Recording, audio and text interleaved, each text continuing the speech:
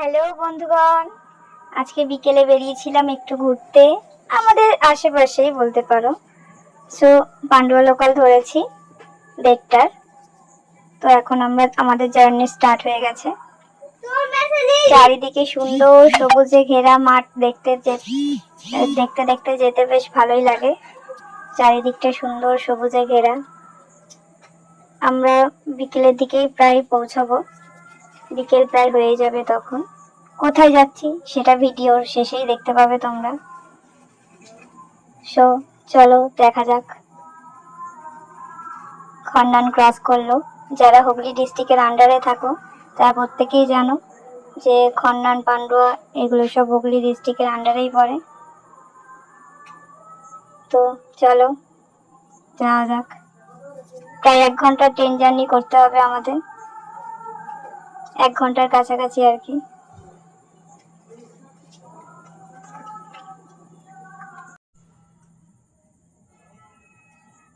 বসে আছি ট্রেনের মধ্যে, ব্যান্ডেল ঢুকছে, চারিদিকে ট্রেন। অনেকক্ষণ বসতে হয়েছে আমাদের। ব্যান্ডেল ক্রস করে বেরিয়ে যাচ্ছে ব্যান্ডেল জংশন। এখানে প্রায় এখন অনেক ট্রেনই থামে। সো জার্নি তো স্টার্ট হয়েছে, এখন ট্রেনেই বসে আছি।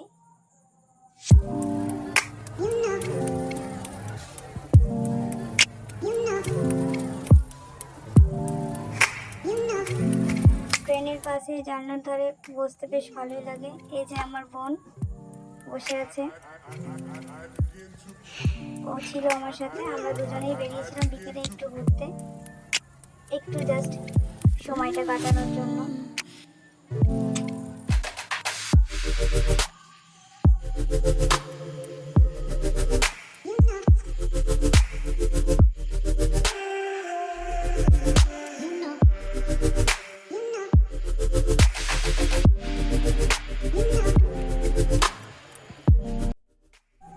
শ্রীরামপুর ক্রস করে গেল, আর একটুখানি বাকি, প্রায় চলেই এসেছি আমাদের ডেস্টিনেশনের কাছাকাছি। তো আর জাস্ট কয়েকটা স্টেশন, আমরা নামবো বেলুড়ে আর কি। তো চলেই এসেছি, প্রায় অনেকটা কাছাকাছি। উত্তরপাড়া ক্রস করে গেল, আর জাস্ট একটা দুটো স্টেশন। ট্রেনে প্রায় অনেকক্ষণ বসতে হয়েছে আমাদের। সো ফাইনালি চলে এলাম আমাদের ডেস্টিনেশন বেলুড় মঠ। আমরা বেলুড়ে নেমে টোটো ধরেছিলাম, সেই ফুটেজগুলো আমাদের নেওয়া হয়নি।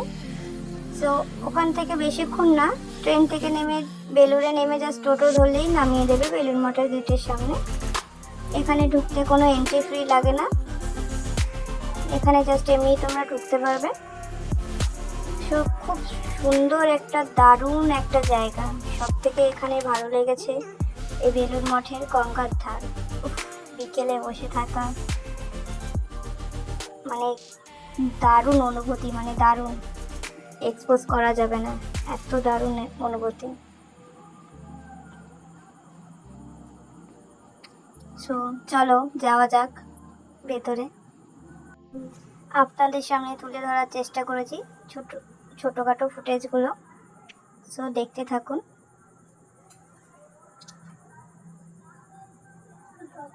এই যে ঢুকে গেলাম মঠের ভেতর, এন্ট্রি করে গেলাম। এখান থেকে একটু হেঁটে যেতে হবে, 2-3 মিনিট, প্রায় বেশিক্ষণ না। চারিদিকে সুন্দর সবুজে ঘেরা গাছের মাঝখান থেকে রাস্তা, বেশ দারুণই একটা অনুভূতি। দারুণ কাটলো, খোলা আকাশ, সাথে গঙ্গার ধার আর হাওয়ায়।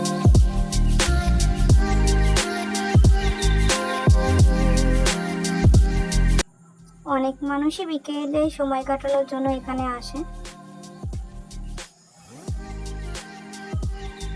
তো আমাদের বাড়ি থেকে এটা বেশি দূর না, তাও এতদিনে কখনো আসিনি, এই প্রথম ফার্স্ট টাইম আমরা এলাম। ফুলের গাছ, দারুণ লাগছিল গাছগুলো দেখে। দূর থেকে মনে হচ্ছিল আর্টিফিশিয়াল, কিন্তু আর্টিফিশিয়াল নয়, এগুলো রিয়েলি। আশেপাশে অনেকগুলো ছবি তুলেছি গাছের সামনে দাঁড়িয়ে।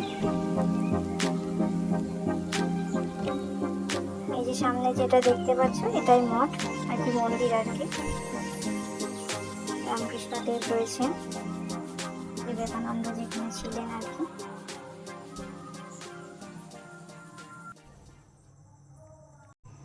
এই মঠটি তৈরি করেছিলেন বিবেকানন্দ, স্বামী বিবেকানন্দ। এই যে আমরা চলে এসেছি গঙ্গার ধারে। এখানেই রয়েছে গঙ্গা। হুগলি নদীর পশ্চিম তীরে অবস্থিত এই মঠটি, যেটা সম্ভবত হাওড়া জেলার মধ্যে পড়ে। তো এগিয়ে যাচ্ছি ঘাটের দিকে।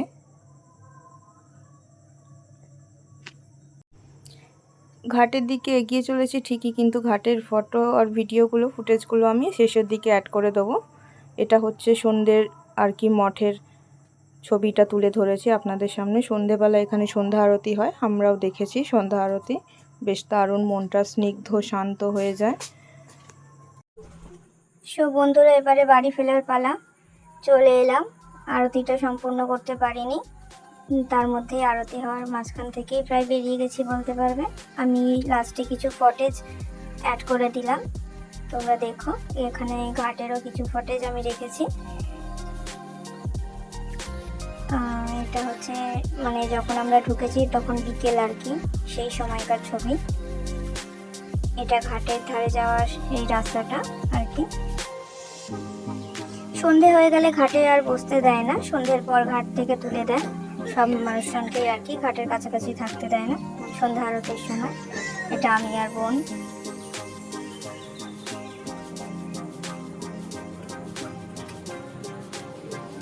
এই যে ঘাট, দাঁড়িয়ে রয়েছি দুজনা, গঙ্গার জলে পা ডুবিয়ে, বেশ দারুণ অনুভূতি।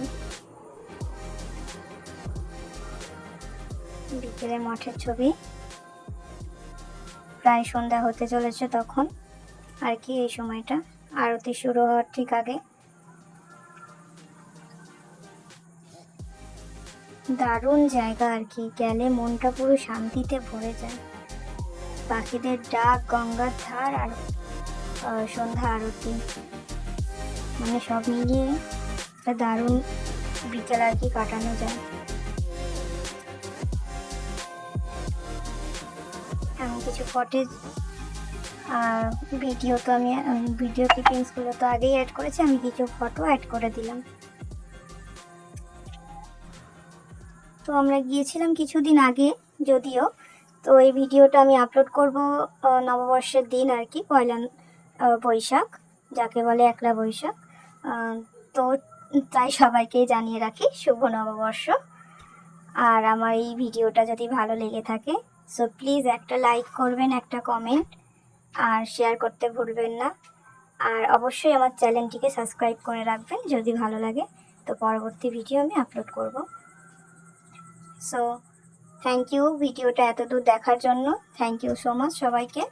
এভাবেই সঙ্গে থাকবেন, পাশে থাকবেন, ধন্যবাদ।